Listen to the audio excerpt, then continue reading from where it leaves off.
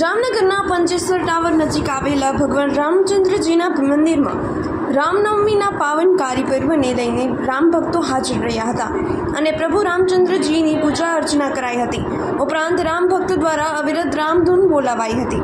આ ઉપરાંત ગિનેશ book of world રેકોર્ડમાં સ્થાન પામેલા શ્રી બાલા હનુમાનજી મંદિરમાં પણ રામ જન્મોત્સવની ભવ્ય ઉજવણી કરવામાં આવી હતી. પ્રભુ રામચંદ્રજીની મહાઆરતી કરાઈ હતી અને રામધૂન બોલાવાઈ હતી.